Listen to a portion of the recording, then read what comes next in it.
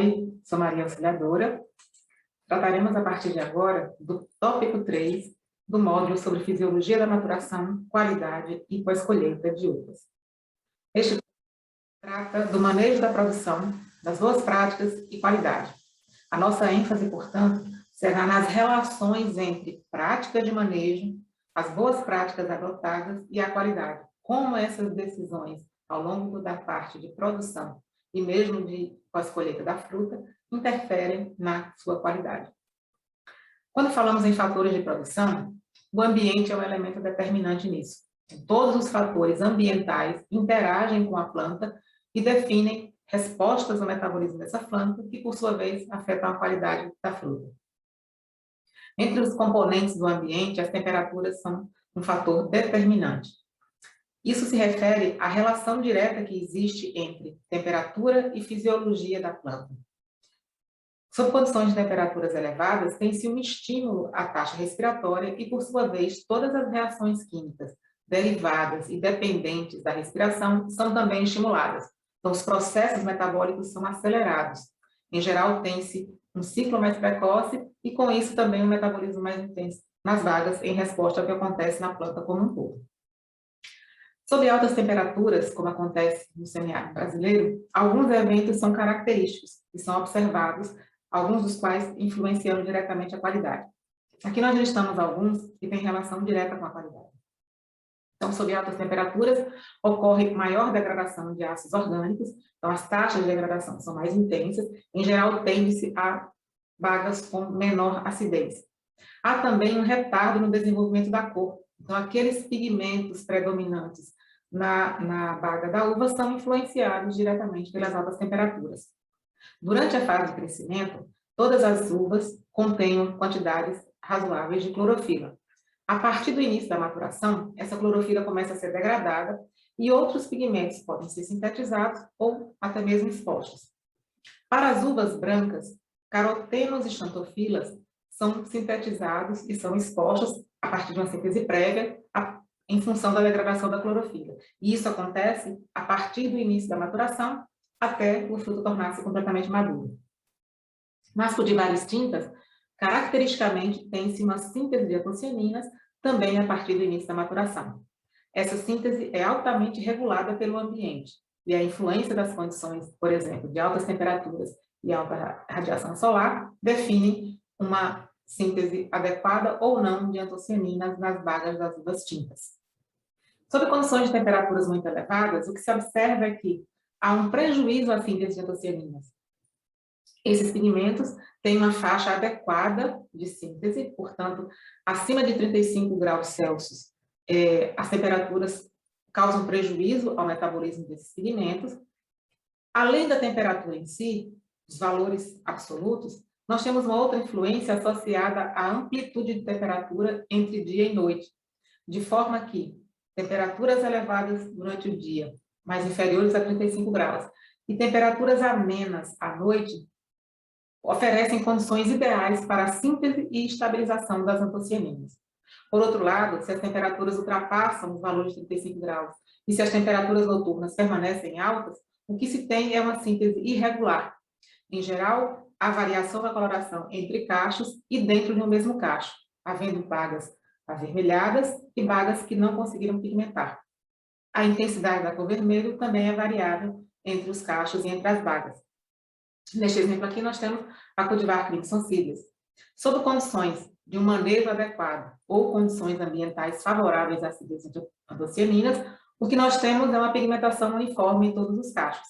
E dentro do mesmo cacho, também com bagas uniformes. Além das condições ambientais que podem definir essa maior síntese e uniformidade na síntese de antocianinas, a utilização de reguladores vegetais podem compensar as condições ambientais desfavoráveis. E essa estratégia tem sido adotada principalmente em períodos do ano, na região semiárida brasileira, em que as temperaturas são muito elevadas durante o dia e assim permanecem durante a noite. Além de reguladores vegetais, outras estratégias também são adotadas, e incluindo aí uma aeração e um sombreamento adequado das uvas. Nesse caso, a gente tem aí, então, uma condição ideal para os cachos, com um potencial máximo de pigmentação possível a partir de estratégias de manejo adequadas, mesmo em épocas mais quentes do ano. Além da influência sobre os ácidos orgânicos e sobre os pigmentos, as altas temperaturas também promovem uma oxidação dos compostos fenólicos. Então, a gente tem uma degradação de alguns desses compostos e alguns deles são importantes para a qualidade da fruta, principalmente quando consideramos o valor funcional desses alimentos, as propriedades que esses compostos têm de proteção à saúde do consumidor.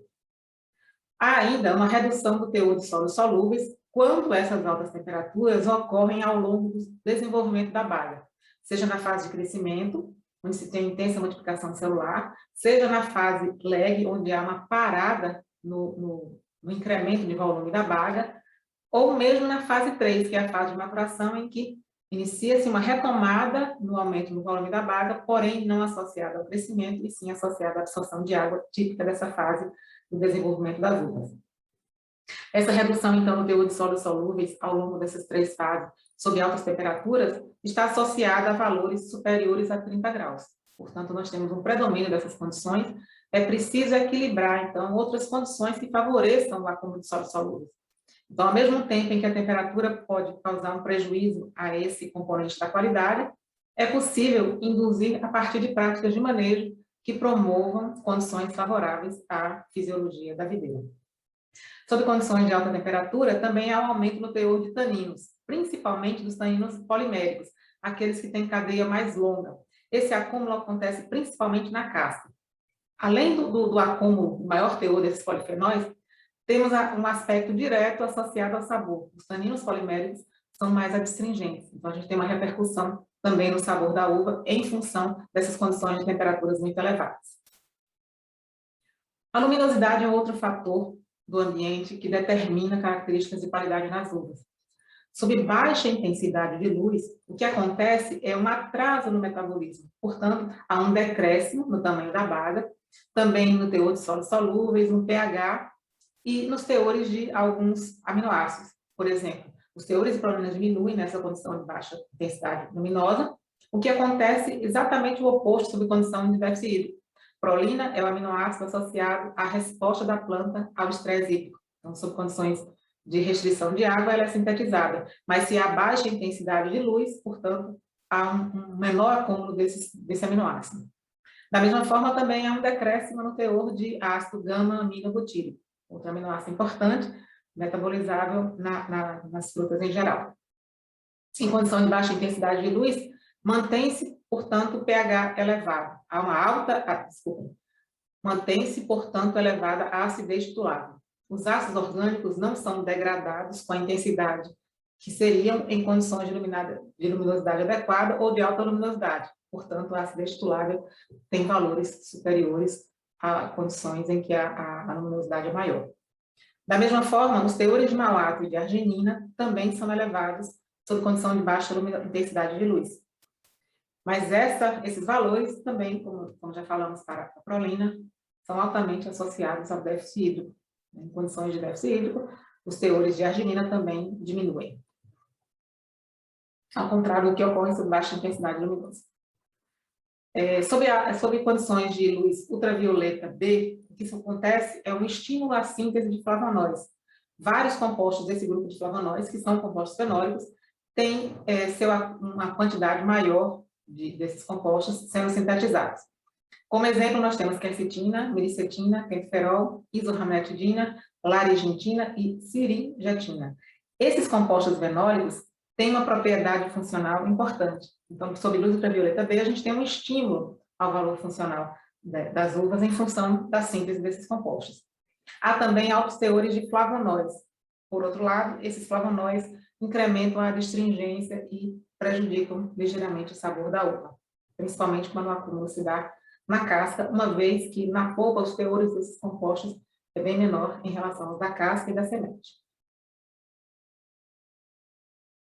Então, observando-se uma situação em que a gente tem luz e temperatura bastante associados, né? Normalmente nós temos altas temperaturas e alta luminosidade atuando em conjunto, essas condições favorecem descoloração das bagas, uma vez que elas prejudicam a síntese de pigmentos.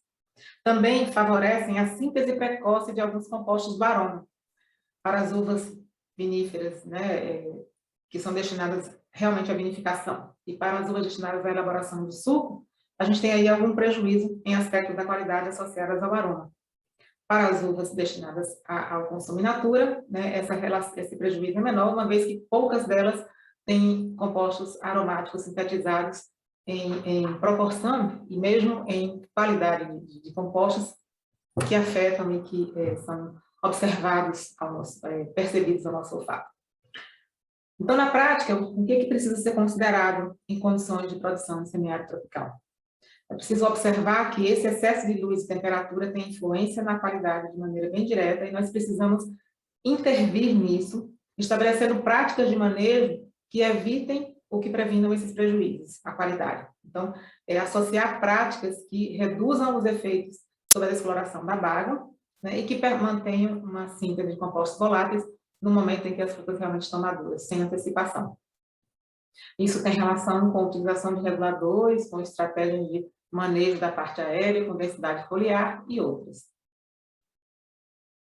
A água também é um fator importante para a qualidade. Normalmente está associado a condições ou regimes de déficit hídrico. Nessas condições de déficit, o que se observa nas uvas é um aumento nos níveis de prolina, ao mesmo tempo em que há diminuição nos níveis de arginina e há um estímulo à síntese de antocianinas. Então, antocianinas são compostos fenólicos, pigmentos fenólicos, que são induzidos por luz, influenciados diretamente pelas condições de temperatura e pelo déficit hídrico. Condições de déficit hídrico estimulam a síntese desses pigmentos e, portanto, é possível estabelecer uma prática de manejo de água que permita compensar prejuízos à síntese de antocianinas em alguns momentos de produção ao longo do ano. Sob condição de estresse hídrico severo, a gente tem alguns prejuízos em momentos específicos e que são mais evidentes. Se há esse estresse hídrico severo durante a maturação, as uvas simplesmente não amadurecem. Então, a gente tem um prejuízo drástico e, com isso, uma perda de produção. Quando esse estresse hídrico acontece antes da maturação, há um estímulo à síntese de açúcares e ao acúmulo desses açúcares nas bagas, que é o de compostos fenólicos. Então, você tem uma interferência direta no sabor e, nesse aspecto de qualidade, aí pode ser aproveitado uma característica importante e até mesmo utilizada como apelo comercial para determinada variedade de uva. Sob condição de déficit hídrico também, a gente tem uma resposta direta na qualidade do engaço da uva. O engaço é um elemento importante para a aparência. Quanto mais túrgido, mais se tem a sensação ou a impressão de que a fruta foi recém-colhida. Então, sob estresse hídrico, há um prejuízo à turgidez do engaço e, portanto, um prejuízo à aparência do cacho. Então, esses elementos do ambiente são determinantes da qualidade, da mesma forma que os fatores de produção, as práticas de manejo adotadas na área de produção também definem a qualidade da uva. Entre as práticas agronômicas, nós citamos aqui o caso dos porta-enxertos. Dependendo das características do porta-enxerto, este pode induzir um vigor maior ou menor a cultivar copa, influenciando aí o equilíbrio entre área foliar ou taxa de crescimento vegetativo e reprodutivo na planta, de forma que se possa ter uma relação entre carga e foliar que nem sempre é interessante e favorável à qualidade. Então, a escolha do porta-enxerto é fundamental e é importante para que se tenha uma promoção da qualidade, sob esse aspecto de equilíbrio entre produção e qualidade. Da mesma maneira, alguns porta-enxertos podem influenciar resistência a doenças, podem ter determinadas características de tolerância a pragas que protegem a cultivar copa, ou mesmo uma capacidade de absorção de alguns nutrientes do solo que estão associados também à qualidade. Então, essa escolha é fundamental e é preciso se pensar também na relação de qualidade desses porta-enxertos, e não apenas aspectos de produtividade. Um outro elemento do cultivo ou do manejo das plantas que interfere diretamente na qualidade são os sistemas de condução da parte aérea. Então, dependendo do sistema de condução, é possível permitir um maior ou menor grau de exposição dos cachos, e isso afeta a coloração, mas afeta também a composição química das uvas. O tipo de poda é um outro fator determinante. A poda influencia a quantidade de cachos por planta, então a carga da planta. Com uma carga maior pode comprometer a qualidade, então é preciso estabelecer um equilíbrio entre quantidade de cachos por planta e a capacidade que a planta tem de promover a composição química adequada para esses cachos. A época em que a poda é realizada também interfere na qualidade, na medida em que pode-se direcionar um ciclo produtivo para períodos com maior intensidade de luz ou com mais altas temperaturas, ou mesmo para um período em que há intensa pluviosidade. Então, essas características também determinam a qualidade. E a intensidade das podas, uma vez que isso é fator-chave para a recuperação da capacidade produtiva no ciclo seguinte. Práticas como desponte, desnetamento, desfolha, desbaste e raleio também interferem na qualidade, porque eles definem, limitam ou estimulam o crescimento da planta, da mesma forma que regulam a carga e a quantidade de cachos, o volume de bagas numa mesma planta, e isso estabelece uma influência direta sobre a composição química, inclusive sobre o aspecto visual do cacho. Tamanho de baga, coloração, né, tamanho de cacho. Uma outra prática agronômica importante que afeta a qualidade das uvas é a utilização de reguladores de crescimento. Nós trataremos um pouco de cada uma aqui, né, avaliando a influência de maneira mais destacada sobre a qualidade.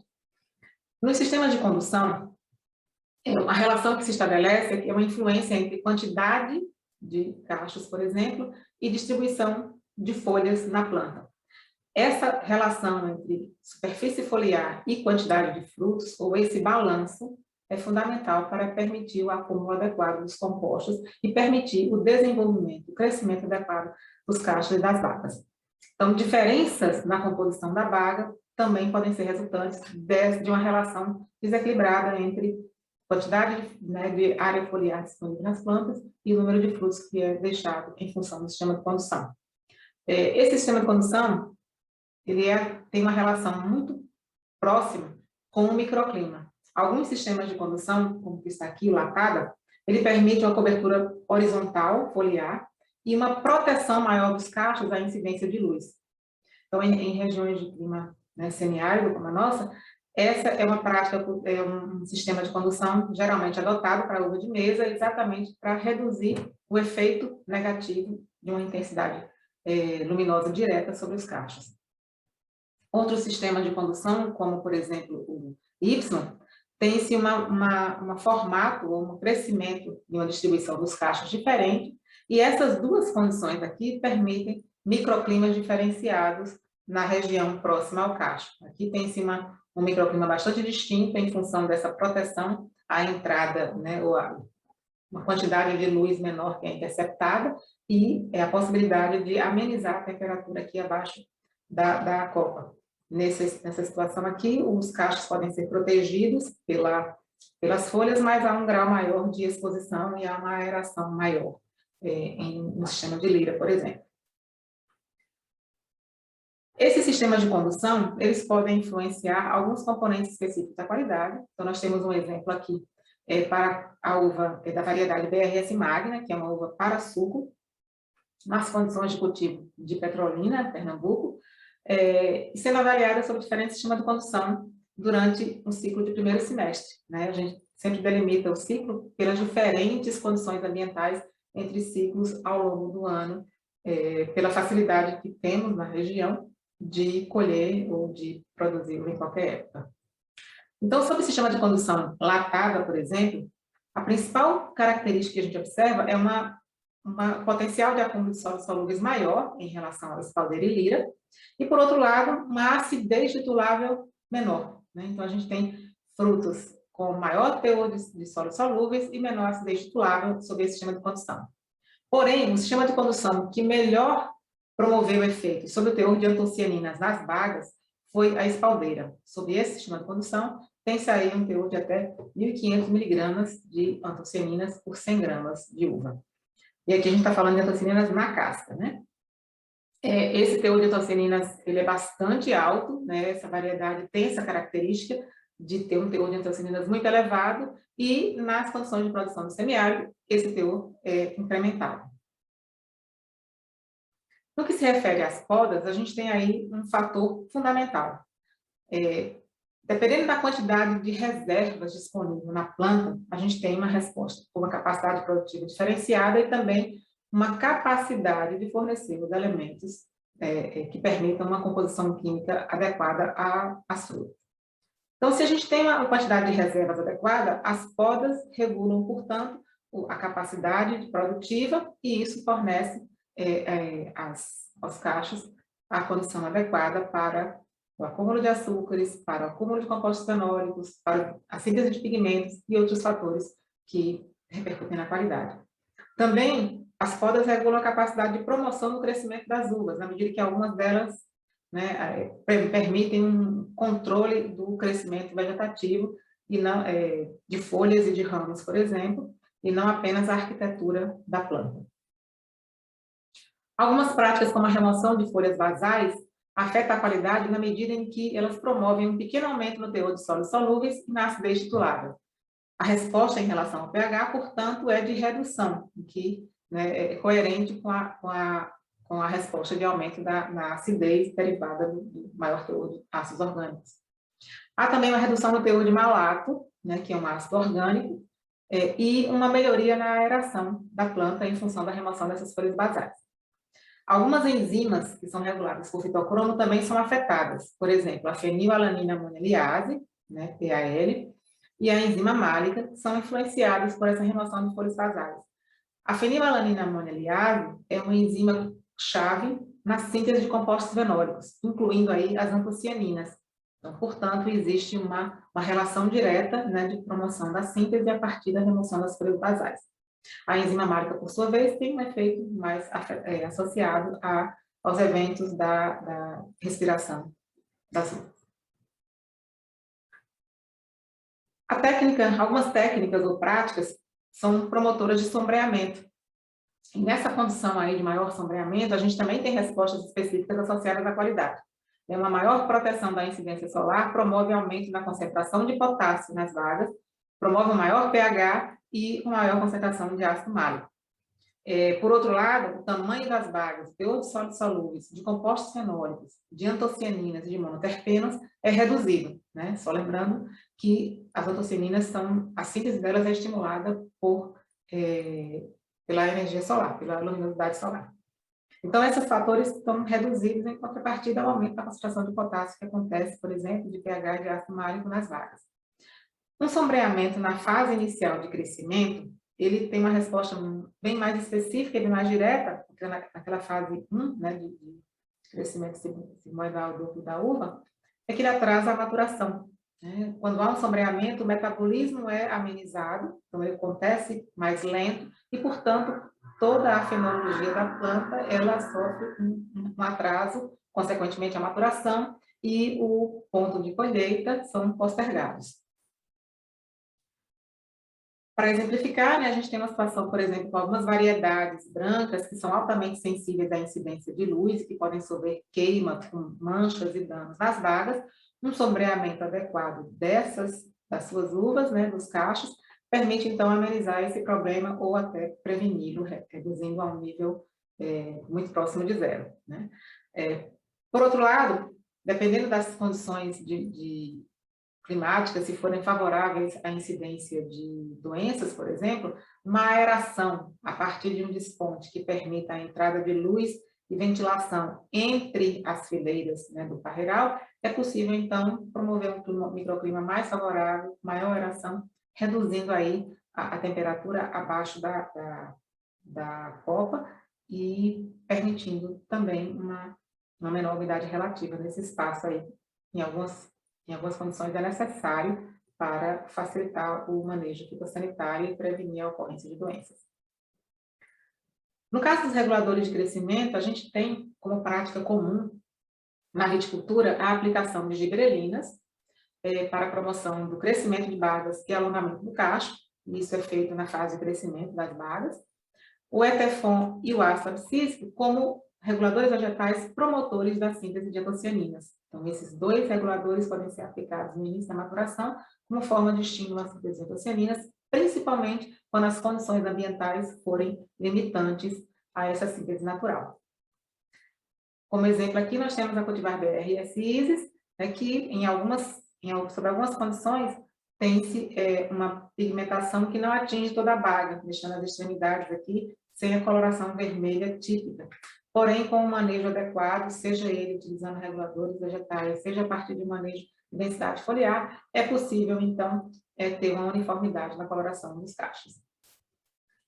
Desse conjunto de práticas, as decisões em relação a quais devem ser tomadas varia bastante em função da condição do ambiente. Então, é preciso equilibrar informações do ambiente, época de produção do ano e a disponibilidade de tecnologias e práticas que possam, associadas, né, e utilizadas em conjunto a partir da informação do ambiente com a tecnologia disponível de manejo, poder potencializar a qualidade da uva, reduzindo ao nível mínimo os prejuízos da qualidade.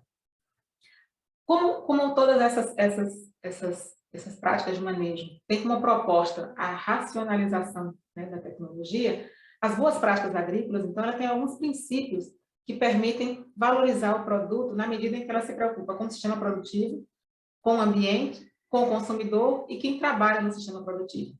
Então, do conjunto de práticas, elas assumem que a preservação e conservação do solo, da água, a adoção de práticas culturais racionais e conservadoras do ambiente, a proteção da cultura a partir também de estratégias de manejo equilibradas, preferencialmente utilizando diferentes formas de manejo a partir de uma estratégia de manejo integrado, a produção de alimentos para animais, a saúde animal, observada nesse contexto da produção agrícola, as práticas de colheita, processamento, armazenamento e distribuição, também utilizadas de maneira racional, permitindo menor influência possível nas características da fruta e preservando as condições de inocuidade.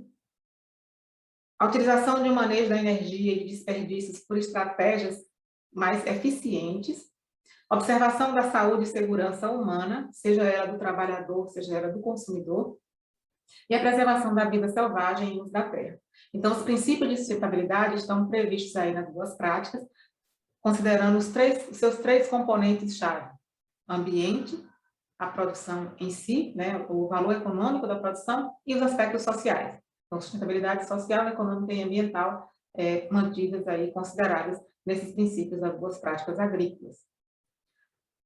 Para exemplificar, né, algumas estratégias que envolvem a preservação da qualidade da fruta têm relação direta com práticas de higiene dos trabalhadores que entram em contato com essa fruta, da adoção de práticas de higienização de equipamentos, de instrumentos que são utilizados no manejo da cultura, e os operários, os trabalhadores, devidamente informados sobre formas, né, de higienização pessoal como meio também de preservar. É uma estratégia de educação para o público envolvido na produção e de preservação da qualidade para o consumidor. Então, a disposição de água, sabonete, papel toalha e outras necessidades associadas à higienização devem ser de fácil acesso em todas as áreas da produção agrícola. Além disso, como proteção da fruta, a gente também precisa observar as questões ambientais. Então, numa colheita, proteger as frutas colhidas da exposição excessiva ao sol é importante, principalmente em alguns períodos do ano e em alguns horários de colheita nas condições de semiárido brasileiro. As caixas utilizadas para receber as uvas colhidas, elas não devem entrar em contato com o solo, então protetores aqui são colocados abaixo dessas caixas para manter uma redução ao nível mínimo ou isentar a fruta de contaminação microbiológica, inclusive de restos culturais ou de partículas de solo que podem entrar em contato com a fruta. Seriam perigos físicos, mas que também não são aceitos, principalmente para a uva, que é uma fruta que não é lavada após a colheita, apenas no momento que antecede o consumo. As pessoas envolvidas na produção devem receber treinamento de manejo adequado, observando as práticas de higiene, para reduzir a contaminação da uva, principalmente que é uma fruta que sofre, né, um contato manual muito grande pelas características próprias que o cultivo de uva de mesa impõe e que, portanto, precisa de uma orientação adequada para esses trabalhadores. Então, as práticas agrícolas também contemplam esse segmento e contribuem efetivamente para a qualidade. Então, associar o conhecimento das condições ambientais, estratégias de manejo adequadas e a adoção de boas práticas é, sem dúvida, um caminho fundamental para garantir a qualidade das uvas. Então, com esse recado, a gente agradece aqui a produção, a atenção de vocês e estaremos em seguida com o próximo tópico relativo a esse módulo do curso. Muito obrigada pela atenção de todos.